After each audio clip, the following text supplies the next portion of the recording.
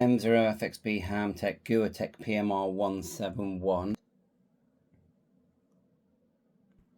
I have the DMR unit that needs to be soldered to the board, and so this is not for the faint-hearted, as you can see. Look at my thumb there, it's quite small. Okay, and they've also sent me the GPS unit, and there was a couple of cables that came as well in the box with some standoffs. Okay, so I'm not even sure if I'm able to fit this myself, but what I can do is just take the radio apart. So at the moment, call this a dismantle the Guohetec PMR171 video, and we'll start off by removing the screws. There's a couple here on both sides, and on the back there's two here, and there's quite a few screws all the way around. So just remove all of them for now and move to the next part.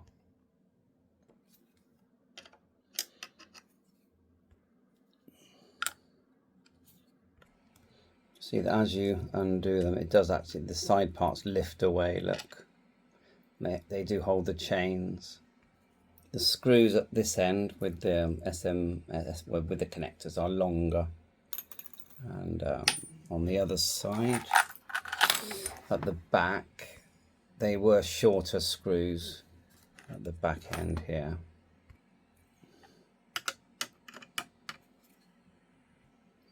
See at the front we've got the sides have come off now.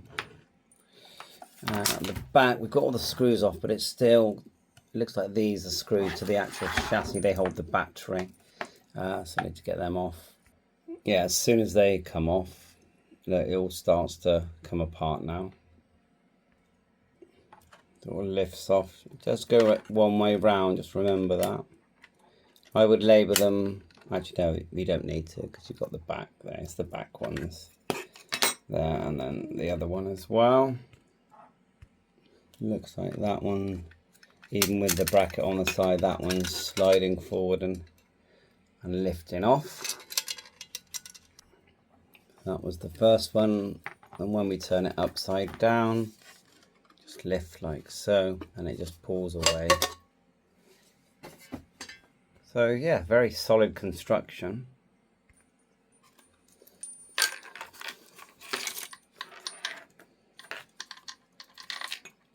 Looks like a fan there.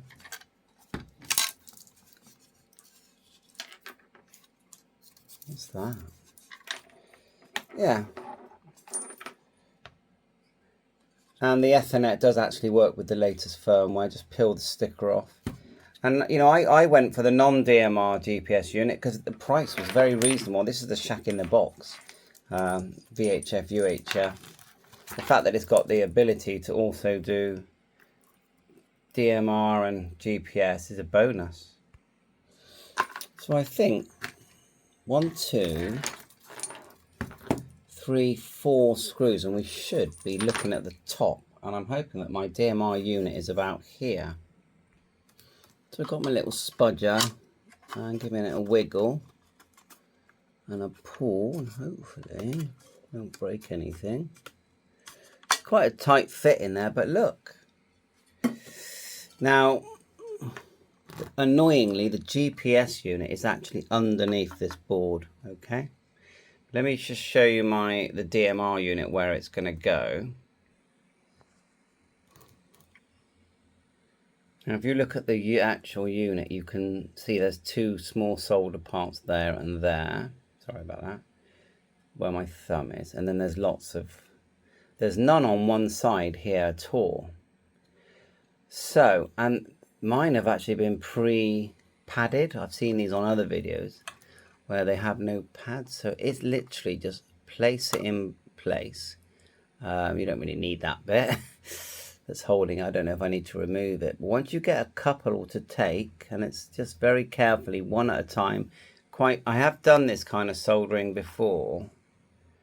You've got a DMR unit, then it's working out where it connects. Okay, so I'll probably ask Guohetec where that is. So what you know, of course, they recommend take off the 4 screws, and then you have to unclip some of the ribbons, and then the whole board comes away. You've got to peel all these stickers off. The whole board comes away. And then underneath here, there's the GPS unit, which is under there. It just pushes into place. This thing here, it's got a connector. They sent me those 2 connectors, and they'll be somewhere labelled. So yeah, I need to call this part 1. I need to work out if I'm going to take the whole board off. I probably will, so we'll call this part 1 of it. And we'll just do a quick zoom in, which is quite hard to do. Like so, and just so you can have a look really. Try and get as much light on it as possible. And it's good for reference if you want to sort of look, if I want to look back and see where things do connect.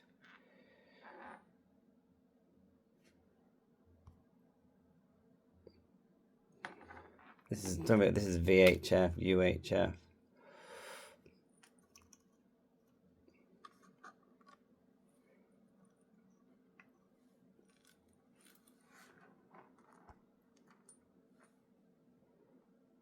I'm very pleased it's been pre-padded. There's the chip they use. Anyone recognise that chip? Oh, I thought I needed red STM then.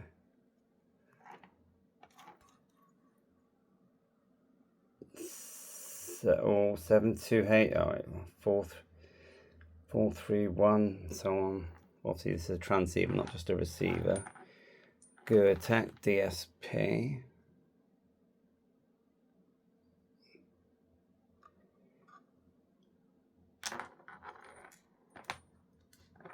Excellent. So if we were to move forward, peel the stickers off, undo the screws, then it starts to come loose. That is, well, I think it's to do with the screen, but it's not connected to the screen. Yeah, it's a speaker. It's actually quite big, isn't it? I can see when I look through that, I can see it's a speaker.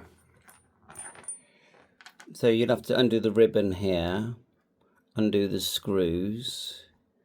There's a ribbon there. I can see how they poke into the board underneath. So it's just deciding whether this could be soldered to the board here. So you might have to unclip it at the other end. Turn it around. There's another fan. And they've made sure that this is well constructed. Look at that. The grounding, the earthing that everything needs, there's plenty of it. Underneath there, don't forget there's a tuner in this device. So there's a tuner board under there. And then all the RF stuff is underneath. Now can we take it from the back? And the screws holding everything, but I would say no, that looks like a molded unit that we're seeing there. So it's quite hard to get this to light how I want it to light. Thanks so much. Part 2, but what do you think? Is it going to damage the board if I just rest it on there and just dab my little soldering iron? Obviously, we've got to be very careful here. We don't want to heat any of these components here, which are, what are they?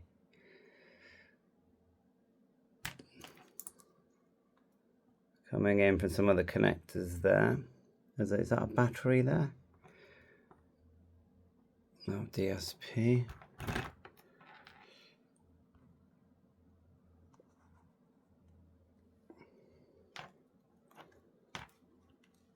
More to follow. Bye for now. So we have success. We've soldered the DMR board to the main board. I will zoom in. This is the flux we used. This is the solder that does have flux in it as well that I used. Okay.